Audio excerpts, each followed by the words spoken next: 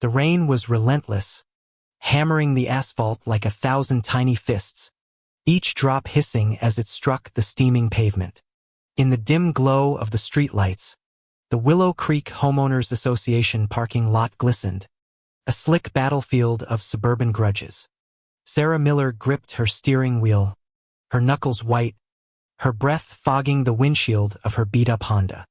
She'd been circling for 20 minutes, her reserved parking spot the one she'd fought for at last month's Homeowners Association meeting stolen. A gleaming white BMW sat smugly in her space, its chrome rims mocking her. The license plate read Karen 4VR. Of course it was her. Karen Whitaker, the self-appointed queen of Willow Creek. The woman who'd made Sarah's life hell since she moved in 6 months ago. Sarah's jaw clenched, her pulse thumping in her ears like a war drum. She could still hear Karen's nasal voice from the meeting, dripping with condescension. Some of us have earned our privileges, Sarah. Maybe if you showed up to more meetings, you'd understand. Earned. As if Sarah, a single mom working 2 jobs, had time to play Homeowners Association politics.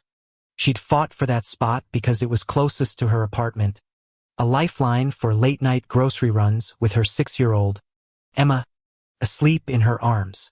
Now, Karen had taken it, like she took everything: control, respect, peace. Sarah parked in a guest spot half a block away, the rain soaking her hoodie as she stepped out.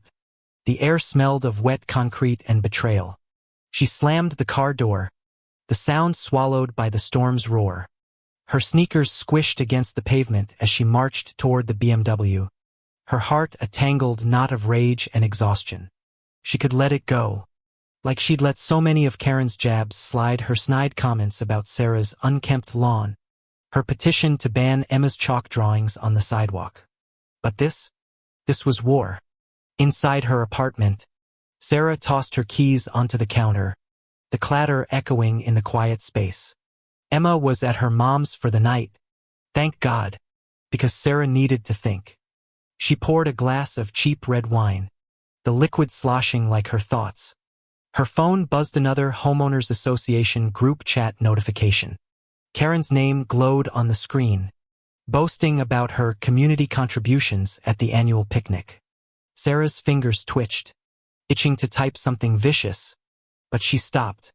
Words wouldn't fix this. Karen needed to feel consequences, not just hear them. The next morning, the rain had stopped, leaving the air heavy with the scent of damp grass and possibility. Sarah stood by her kitchen window, sipping burnt coffee, watching the parking lot. The BMW was still there, untouched, a monument to Karen's arrogance. Sarah's neighbor, Javier, was outside, tinkering with his motorcycle. He was a quiet guy, a mechanic with a knack for fixing things and for staying out of Homeowners Association drama. But Sarah had seen him roll his eyes at Karen's tirades, and that was enough. "Hey, Javier," she called, stepping onto her porch. The morning was crisp, the kind of autumn air that bit at your fingertips. "You ever deal with a parking spot thief?" Javier wiped grease from his hands, his dark eyes glinting with something like mischief. "Karen again?" he said, his voice low, like he was sharing a secret. "She did the same to me last year. Parked her fancy car in my spot for a week while she was on vacation. Homeowners Association wouldn't do shit." Sarah leaned against the railing, her breath visible in the chilly air. "What did you do?" Javier grinned, a slow, dangerous curve of his lips. "Let's just say her tires learned a lesson." He paused, glancing at the BMW. "You thinking what I'm thinking?" Sarah's heart skipped, a mix of fear and thrill. She wasn't a rule breaker, not really, but the image of Karen's smug face crumbling was too sweet to resist. "I don't want to break the law," she said, her voice barely above a whisper. "But I want her to regret it." Javier nodded, like he'd been waiting for this moment. "Leave it to me. I know a guy." That afternoon, Sarah watched from her window as a tow truck rumbled into the lot. Not just any tow truck, one with city enforcement stenciled on the side. Javier's guy was a wiry man named Tony, who moved with the efficiency of someone who'd done this 100 times. He slapped a bright yellow boot on Karen's BMW, the metal clamp gleaming like a badge of justice. Sarah's breath caught, a laugh bubbling up in her throat. It wasn't towing, but it was better. Karen's precious car, immobilized, stranded in Sarah's spot overnight. The group chat exploded by evening. Karen's messages were a symphony of outrage. "This is outrageous. Who dared touch my car? I'll have the Homeowners Association board investigate immediately." Sarah sipped her wine, a smile tugging at her lips. The sun was setting, painting the lot in hues of orange and pink, and the boot glowed like a beacon. Neighbors gathered, whispering, their phones snapping pictures. For once, Karen wasn't the one in control. But then, a twist. Sarah's phone rung an unknown number. She answered, her stomach tightening. "Sarah Miller?" A gruff voice said. "This is Officer Daniels, Willow Creek PD. We got a complaint about a parking violation. You know anything about a booted BMW?" Sarah's heart plummeted, her fingers cold against the phone. Karen had called the cops? She glanced out the window, where Javier was leaning against his motorcycle, watching the lot. Had he set her up? No, that didn't make sense. Had been just as fed up with Karen. But doubt crept in, slimy and cold, like the rain from last night.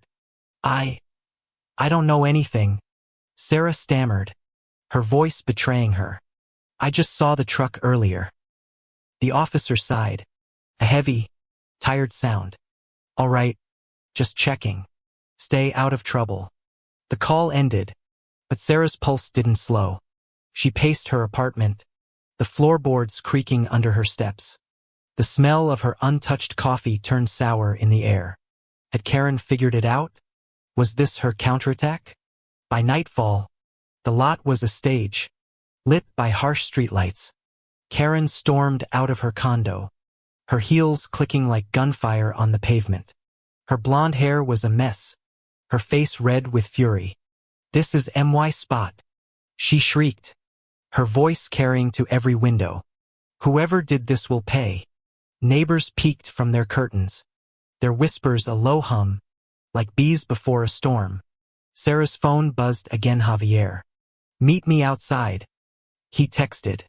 She hesitated, her breath shallow, but curiosity won. She slipped on her hoodie and stepped into the cool night, the air sharp with the scent of pine and tension. Javier was by his bike, his expression unreadable. "Tony's legit," he said quietly. "Ex-cop. He knows the rules. Karen's car is in violation reserved spot. No permit. She can't touch you." Relief flooded Sarah, but it was short-lived. Karen's voice cut through the night again, now directed at a small crowd. "Sarah Miller did this. I know it. She's been jealous of me since she moved in." The accusation hit like a slap, and Sarah's face burned. She stepped forward, her sneakers scuffing the pavement, her voice steady despite the tremor in her chest. "Jealous?" Sarah said, loud enough for everyone to hear. "You stole my spot, Karen. The one I need for my kid. You don't get to play victim here." The crowd murmured, heads turning. Karen's eyes narrowed, but for the first time, she faltered, her mouth opening and closing like a fish out of water. Sarah pressed on, her voice rising, raw with months of pent-up frustration. "You've bullied everyone in this neighborhood, Javier, even Mrs. Kim with her damn gardenias. You think you own this place, but you don't." Silence fell, heavy and electric. Karen's face twisted, but no words came. The boot on her car seemed to glow brighter, a symbol of her defeat. The crowd dispersed, their whispers now tinged with approval. Javier gave Sarah a nod, a quiet acknowledgement of her victory. By morning, the BMW was gone, towed to an impound lot after Karen failed to pay the fine.